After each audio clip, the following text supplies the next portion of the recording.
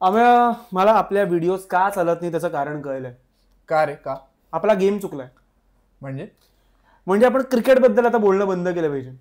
मग आपण गोट्यांविषयी बोलूया. कोणाच्या?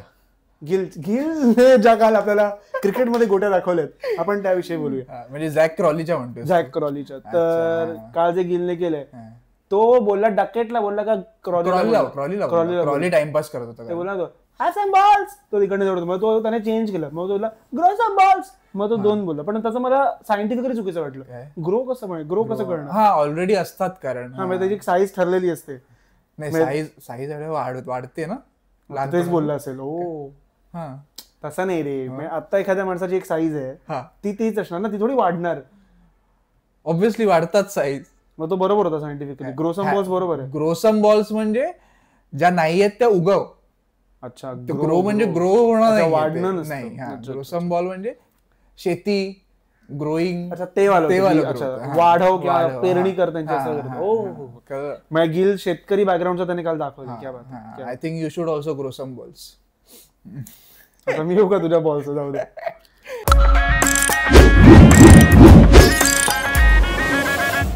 काल ते अख्खं मॅटर झालंय. तर माझ्या मते मी इतकी वर्ष क्रिकेट बघतोय. मी माझ्या आयुष्यात बघितलेली सगळ्यात इंटरेस्टिंग ओव्हर कुठली होती तर ती होती. बुमराने किती पण भारी स्पेल टाकले असतील, काल जी पहिली ओव्हर त्याने टाकली आहे त्याच्या एवढा ड्रामा मी कुठे बघितला नाही. आणि क्रॉलीच्या पण गांडीत किडे कमी नाहीयेत. नाही पण तुला माहिती नाही का पॉइंटला त्याला खरंच लागलं होतं. खरंच लागलं पण चढलं होतं. पण प्रॉब्लेम काय झाला, तू रिअल टाइम रिप्ले बघशील ना तुला कळणार नाही तो त्याच्या बॉल हाताला लागलाय की बॅटला लागलाय. हिंदी कॉमेंट्री मध्ये एवढी चुती आहे. हिंदी कॉमेंट्री मध्ये चढाचढी चालू. ये आप कर ही नहीं सकते, ये बैट से लगा है आपके बॉल, हाथ पे लगा ही नहीं है. इंग्लिश कॉमेंट्री वाले चिल होते की he has been struck on gloves वगैरे ते सगळं चालू होतं. हिंदी कॉमेंट्री मध्ये चालू आहे भाई क्रॉली चुती आहे. नाही पण ठीक आहे. काल इंग्लंड त्यांचा ऍडव्हान्टेज उचलला. त्यांच्याकडे तो असतो की तुम्ही तो गेम स्लो करू शकता. तो केलाय काल. पण गिल तिकडनं भांडतोय, सिराज इकडनं चढतोय. सिराज काय बोलतो कळलंच नाही. माईकला पण पकड. एक फ्रेम कडक मी टाकतो स्क्रीनशॉट त्याच्यात. एक फ्रेम कडक होती. क्रॉलीने ते फिजिओला बोलवलं ना जेव्हा तेव्हा सगळे आले घोळका करतात, सगळे क्लॅप करतात.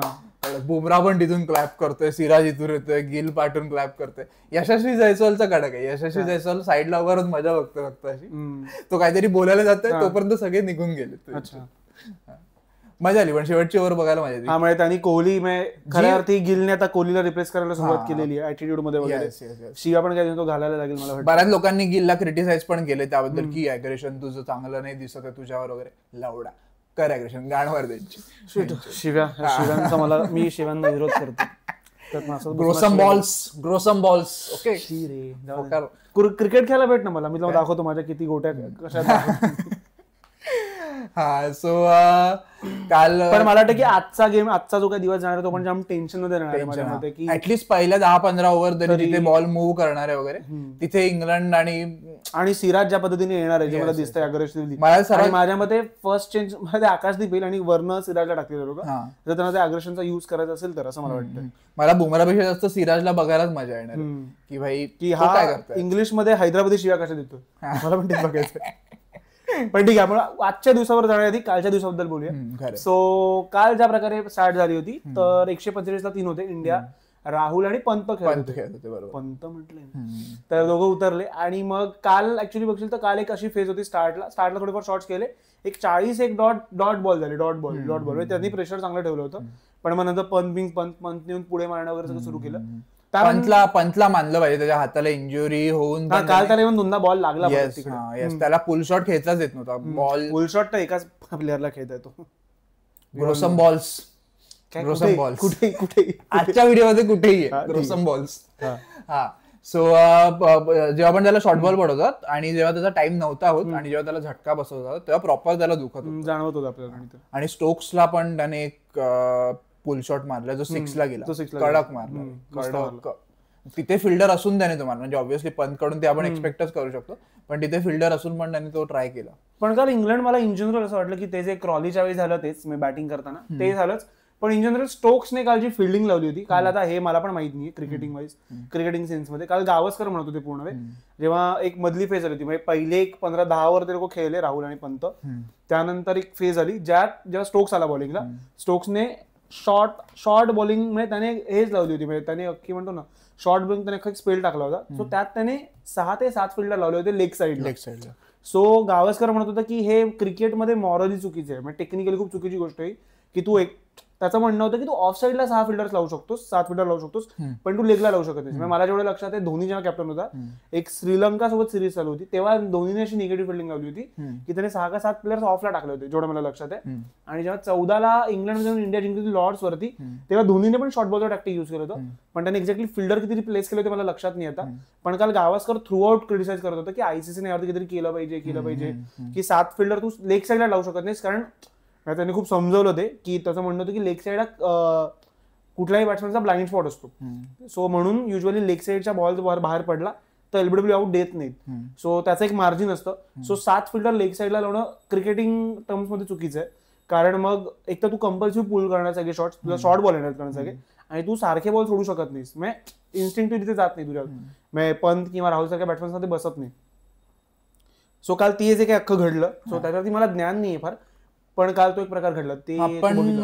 पण मला ते एवढं पटत नाही, म्हणजे ठीक आहे तर फिल्डिंग काय ऑब्व्हियसली फिल्डिंग मध्ये रूल आहेत ते तुम्हाला फॉलो करावे लागतात, म्हणजे स्क्वेअर लेगच्या पाठी 2 फिल्डर नाहीत वगैरे ते काही रूल पकडायचं नाही, ते तुम्हाला फॉलो करा. पण हा जर लिखित नियम नसेल कुठे तर आय डोंट थिंक. पण गावासने नवीन नियम पुरस्कृत केलाय काल की त्यांनी म्हटलं की हा नियम आणा लेग साईड. पण मला याचंच गरज नाही वाटत आहे. तू लेग साईडचा एलबीडब्ल्यू का देत नाही? काय लेगच्या बाहेरचा बॉल पडला तो एलबीडब्ल्यू का देत? पण तो आता लिखित नियम आहे ना, नवीन नियम का नाही येऊ शकत? क्रिकेट नाही येऊ शकतात, पण याची मला गरज नाही वाटत की लेग साईडला का नसावेत फिल्डर, जेव्हा की लेग साईडला बॅट्समॅन जास्त चांगले शॉट मारू शकतात ऑफ साईड पेक्षा.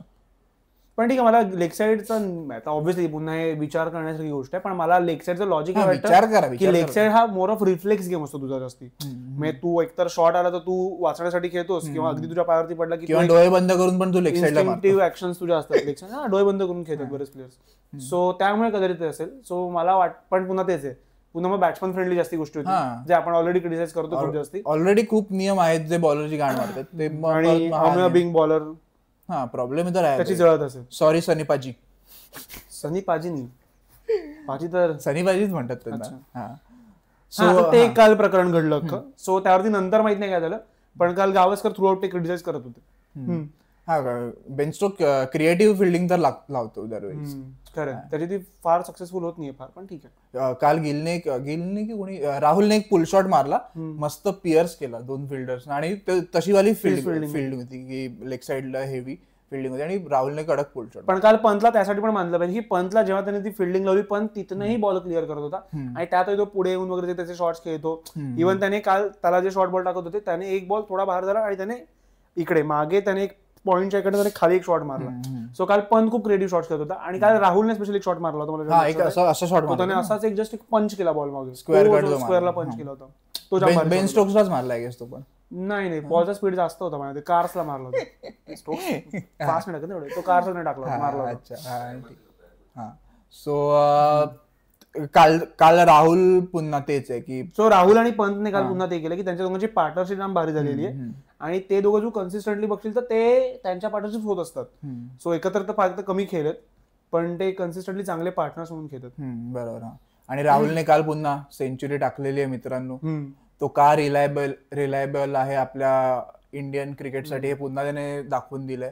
तो का ओपनिंग पण खेळू शकतो, मिडल ऑर्डर पण खेळू शकतो, विकेट किपिंग पण करू शकतो, लोअर ऑर्डर पण खेळू शकतो, बस पण चालवू शकतो, प्लेन पण चालवू शकतो, येस कॅप्टनशिप पण करू शकतो. काय काय करणार आहे राहुल. खरंय, विराटच्या पोरांना पण सांभाळू शकतो. पण मला असं जेन्युअनली वाटतंय, आता हे पुन्हा ते मंकी ऑफ युअर बॅक जे आपण म्हणतो टर्म असते ती आहे, मला वाटतं की विराट आणि रोहित गेल्यामुळे तो थोडासा माझ्या मते आता सेटल डाऊन होतो. मला असं वाटतं की आता त्याच्याकडे प्रॉपर जबाबदारी आलेली आहे, त्यांच्या नंतर जर टीम कोणाकडे बघते तर तो राहुल आहे. इट्स लाईक बुमराह आणि सिराज, की बुमराह जेव्हा नव्हता तेव्हा सिराजने चांगलं परफॉर्म केलं. पण राहुलचं ते झालं की राहुल आता जरा दिसायला लागला की तो जरा जबाबदारी घ्यायला लागला ऍटलीस्ट ही सिरीज तरी. पण you never know, Rahul is like Rahane की तो बाहेर चांगला खेळतो पण काल गणतो. रहाणे आल्या लॉर्ड्स मध्ये मित्रांनो मॅच बघायला, आणि त्याने एक स्टेटमेंट टाकलंय काय की I think give me one more chance. तो पण बोलला की मला अजून टेस्ट मॅच खेळायची आहे, ऑब्व्हियसली माझी इच्छा आहे खूप आतून, आणि जर आय गेस तो पुढची रणजी किंवा डोमेस्टिक सीझन चांगला खेळला तर तो इन पण होईल कदाचित. नाही मला वाटतं की करुणने अजून एक इनिंग फ्लॉप गेला की लगेच तो पुढच्या मॅचला पण इन होईल. करुण नायरचं काय? करुण नायरचं ठीक आहे. तर आता काल एकंदर हे सुरू झालं की पंत आणि त्याची पार्टनरशिप. हा, तू राहुल बद्दल जे बोलत होतास की Rahul is now second to Vengsarkar, तुझे गुरु, तुझे आदर्श, ज्यांच्याकडे अमेय क्रिकेट नाही शिकला. अमेय त्यांचा एकलव्य आहे. म्हणजे ते एकलव्याने कसं द्रोणाचार्यांचा पुतळा बनवला, याने मनात एक दारू प्यायल्यावरती बनवलं होतं. बस बस एवढं पुरेसं आहे. सो वेंगसरकरांच्या तर 3 सेंचुरीज लॉर्ड्स वरती, तर राहुलच्या 2 झाल्या आणि अदरवाईज सगळ्यांचे 1-1 वगैरे, अदर दॅन इंग्लिश बॅट्समन. खरं. आणि ओव्हरऑल पण राहुलच्या ओव्हरऑल 4 सेंचुरीज इंग्लंडमध्ये, ज्या की सचिन, रिषभ पंत, विराट कोहली आणि कोण आहे, द्रविडच्या 6 आहेत. हा, द्रविडच्या 6 आहेत आणि वेंगसरकरांच्या पण 4 आहेत. आणि द्रविड फक्त पुढे त्यांच्यामध्ये की ज्याच्या 6 सेंचुरीज आहेत इंग्लंडमध्ये. सो राहुलकडे चान्स आहे ऍक्च्युली. आता अजून 2 मॅचेस उरले. ह्याची ही पहिली इनिंग आहे, राईट? त्याची पहिली इनिंग आहे. हा, अजून एक इनिंग बाकी आहे या मॅचची. सो राहुलला माहिती अजून एखादं टूर पण उरलंय. आरामात जे ऑलमोस्ट 4 वर्षांनी लागणार. 4 वर्षांनी लागेल. सो त्यानंतर मग मग तू बघशील लंच जसा जवळ आला होता, राहुल काहीतरी 98 वगैरे खेळत होता. अरे यार, सो तो एक जो सिंगल घेऊन त्याला जी सेंचुरी कम्प्लीट करायची लंचच्या आधी सेंचुरी, सो त्या घाईत रिषभ पंत काल आउट झालेला आहे. 2 वेळा वाचला तो त्या नादात. अच्छा, कॉलिंग म्हणजे वाचला नाही, कॉलिंग मध्ये त्यांची गडबड होत होती. ते दिसत होतं त्यांच्या बॉडी लँग्वेज की सिंगल घ्यायचा, राहुलला स्ट्राईकवर द्यायचं, लंचच्या आधी सेंचुरी झाली पाहिजे, ते खूप दिसत होतं बॉडी लँग्वेज मध्ये. पण म्हणणं तेच आहे का, म्हणजे त्यांना विकेट गेली ना तुमची, ठीक आहे जाऊ दे. हा, म्हणजे तेच येतात. पुन्हा वर्क झालं असतं तर मग झाली असती त्यांची. पण ती घाई करणं चुकीचं होतं मोमेंटला. आणि स्टोक्सचा जो काही हिट लागला होता. सो काल पण बघ ना, तो वालाच प्लेअर आहे. जसं की आपण कालच्या व्हिडिओमध्ये बोललो की क्रंच सिच्युएशन मध्ये मोक्याच्या क्षणी तो चमकतो. त्याने डिरेक्ट हिट मारला आणि तो मोक्याच्या क्षणी डावी पण चुकीची मारतो, ओव्हरथ्रो पण होतो. हा, आणि त्याने जाम डोकं लावून थ्रो लावला तो. कारण की नॉर्मली तू जर नॉर्मल दुसरा कोणता फिल्डर तर त्याने बॅट्समॅन एंडकडे केला असतो. अच्छा, त्याच्या ब्लाइंड साईडला त्याने थ्रो केलाय. अच्छा, हे लक्षात घेऊन की कदाचित पंत नाही पोहोचणार. जनरेशन प्लेअर आहे स्टोक्स पण. हा, ऑब्व्हियसली. जरी त्याची बॅटिंग एव्हरेज वगैरे कमी असला तरी तो इम्पॅक्ट त्याचा एवढा आहे. नाही, तो तू काढू शकत नाही. त्याच्या पण लॉर्ड्सवर 2 सेंचुरीज बाय द वे. तर आणखीन एक झालं की पंतने आता 416 रन केलेत या सिरीज मध्ये. So Pant is the highest wicket keeper, non English keeper, जो तिकडे एवढे रन्स मारून गेले एका सिरीज मध्ये. So obviously he might reach to 600 वगैरे, पण होईल कारण तुझ्या टच मध्ये, तुझ्या फॉर्म मध्ये आरामात जाऊ शकतो 600. पण त्याच्या बोटाचा जो टच झालाय पुढची मॅच. काल किपिंगला पंत आला की जुरेला? काल पंत होता. येस. तर काल त्यानंतर जसा पंत आउट झाला, लंच झाला. राहुल आणि पंतची पार्टनरशिप झाली 141 रन्सची आणि त्यात राहुलने सेंचुरी टाकली ऑब्व्हियसली. त्यानंतर मग लंचच्या आधी विकेट गेला, पंतचा रनआउट झाला आणि मग लंच चालू झाल्यानंतर बॅटिंगला आले KL राहुल आणि जड्डू आला बॅटिंगला. पण मग ते केएलने पटकन सेंचुरी पूर्ण करून घेतली आणि तो पटकन आउट झाला. येस, एकदम तो सॉफ्ट डिसमिसल वाटला मला की खूप इझी. म्हणजे ते होतच जनरली की तुझा एक माइलस्टोन कम्प्लीट झाला, 50 झाले, 100 की थोडं तू इझी मोड मध्ये जातोस तुझ्या की आता लागतोय बॉल बॅटला वगैरे, ते काही असेल कॅज्युअल खेळायला गेला असं मला वाटतंय बघून. पण त्या बॉलला त्याने फ्लाईट पण चांगली दिली होती बशीरने. शोएब बशीर. आणि त्याने काल इन जनरल त्याची बॉलिंग करायला मला खूप बेटर वाटली. काल तो बऱ्यापैकी फ्लाईट देत होता, बॉलर बॅट्समनला ड्राईव्ह करत होता. सो त्याची बॉलिंग मला काल चांगली वाटली. पण त्यानंतर he had some balls. Shoaib Bashir had some balls for a change. Yes. So slip मध्ये कॅच देऊन राहुल आउट झाला, जो की एकदम सॉफ्ट डिसमिस होता. नंतर मग परत नितीश कुमार रेड्डी आला त्यानंतर. सो रेड्डी सोबत रेड्डीच्या अगेन्स्ट इंग्लंडचे 11 प्लेयर्स होते आणि जड्डू पण होता. कारण त्यांच्यात 3 रनआउट झाले होता वाचला रेड्डी. एकदा पहिलाच बॉलला झाला, दुसऱ्या का तिसऱ्या बॉलला झाला. 2दा त्याला पोपने वाचवलं, म्हणजे पोपचा हिट नाही लागला. आणि एकदा प्रॉपर पोपकडे वेळ होता की तो जाऊन तिकडे मारू शकला असता जवळ. दुसऱ्या त्याचा हिट नाही लागला. थर्ड त्याचा बेन डकेट कडनं हिट नाही लागला. पण ठीक आहे, काय रेड्डीने परसिस्टन्स शो केला माझ्या मते. म्हणजे जे ऑस्ट्रेलियामध्ये त्याने केलं होतं की बॉल खूप इझिली बॅटवर येतो. सो त्याचा फ्लो मध्ये चांगला खेळत होता. इंग्लंडमध्ये ते नसतं, इंग्लंडला थांबावं लागतं, स्विंग बघून घ्यावं लागतं. सो काल त्याने जे इंग्लंडमध्ये केलंय, मग काल त्याने चांगली इनिंग केली. इव्हन काल KL बद्दल तो पण एक स्टार्ट होता फॉर चांगली गोष्ट होती की KL जेवढे बॉल्स खेळलाय ओपनर म्हणून, डकेट आणि क्रॉली पण इंग्लिश प्लेयर्स आहेत, तिथे ते ऍशेस खेळतात, बाकी सगळे होम सिरीज खेळतात. जेव्हा की ते लोक इनिंग्स जास्त खेळतात KL राहुल पेक्षा. अच्छा. आणि गेल्या 20 वर्षात he is fourth batsman to played the most काय म्हणतो डिलिव्हरीज ऑन इंग्लंड सॉइल. आणि 3 बाकी इंग्लिश प्लेयर्स जेव्हा की ऑस्ट्रेलियन प्लेयर ऍशेस खेळतात, बाकी सिरीज खेळतात. So KL. राहुलला त्यासाठी आपण सगळ्यांनी अप्रिशिएट केलंच पाहिजे. Obviously KL. राहुल पण मला आता त्या लीग मध्ये येईल थोड्या दिवसांनी, की लेजंड्स वाल्या लीग मध्ये येणार तो. काही वर्षांनी येईल, थोड्या दिवसांनी नाही, माहित नाही तुला नाही वाटत. पण त्याचा तर करिअर ढलान पे पता नाही. आता तो असतो त्याचा प्लॅटोवर आहे. ओ प्लॅटो. प्लॅटो म्हणजे काय माहितीये? प्लॅटो म्हणजे एक फिलॉसॉफर होता. काय? अरे चुतिया, प्लॅटो म्हणजे पठार. अरे माहितीये मला, मी असंच बोलतो. कोणत्या खेळत होतास? असो प्लॅटो नंतर फिलॉसॉफर होता काय? कोण फिलॉसॉफर होता प्लॅटो? मला नाही माहिती. प्लॅटो नावाचा फिलॉसॉफर होता. काय होती त्याची फिलॉसॉफी? ते एवढं इम्पॉर्टंट आहे का? मला तुला कॉन्ट्रॅडिक्ट करायचं होतं, संपला विषय. तर त्यानंतर जडेजा आणि रेड्डीने एक बरी पार्टनरशिप टाकली. त्यांनी 71 रनची काहीतरी पार्टनरशिप टाकली. आणि त्यात जडेजा, तुला फायनली दिसलं की जडेजाच्या 2 डोमेस्टिक मध्ये ट्रिपल सेंचुरीज आहेत, हे त्याने काल जस्टिफाय केलं. सो जडेजा कन्सिस्टंटली चांगला खेळलाय. त्याची या सिरीज मध्ये 3री हाफ सेंचुरी आहे. 3 मॅच त्याने हाफ सेंचुरी टाकल्या. सो पहिल्या महिला त्याने 89 मारले, नंतर 69 मारले आणि काल त्याने 72 रन्स मारले. सो काल जडेजा खरंच चांगला केला. काल त्याने एक कुठला स्पिनर होता, ते बशीरच असणार, त्याला काल त्याने एक पुल शॉट मारला होता, रूटला मारला, बशीरला मारला. सो तो खूप चांगला होता. आणि काल इन जनरल त्याने रेड्डीला रनआउट करण्याचे 3 प्रयत्न सोडले, तर त्याने काल सगळं चांगलं केलं. ऍक्च्युअली कॉल जडेजा चुकीचे नव्हते, काल रेड्डीचे कॉल. रेड्डी थोडा इम्पेशंट होता, कारण पहिल्यांदा मला असं पण वाटतं की जडेजाच्या आधी यायला हवा होता तो. अच्छा.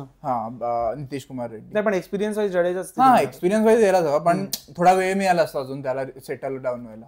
आणि कारण समोर राहुल पण होतो, त्याच्यासोबत राहुलने पण त्याला बऱ्यापैकी हेल्प करू शकतो. नाही पण राहुल एकच बॉल खेळला, फार नाही खेळला. जर राहुल थांबला असता तर केली असती. तर काल काय नाही, जडेजा चांगला खेळला ऑब्व्हियसली, पण मग जडेजा तसाच पुन्हा राहुलने जे केलं की सॉफ्ट डिस्मिसल. जडेजा खूपच, कारण तो लेग साईडच्या बाहेरचा बॉल होता, ब्लाइंड स्पॉट. सो त्याने असं लेगला तो फ्लिक करायला गेला का मागे टाकायला गेला बॉल, पण तो एज लागून आउट झाला. त्याआधी रेड्डी आउट झाला. रेड्डीला खूप चांगला बॉल पडला वोक्सचा माझ्यामध्ये. अरे हा, तो खूप मस्त बॉल होता तो. सो रेड्डी आउट झाला. वोक्सचा की स्टोक्सचा होता तो? स्टोक्सने टाकलेला. येस, स्टोक्सने टाकलेला.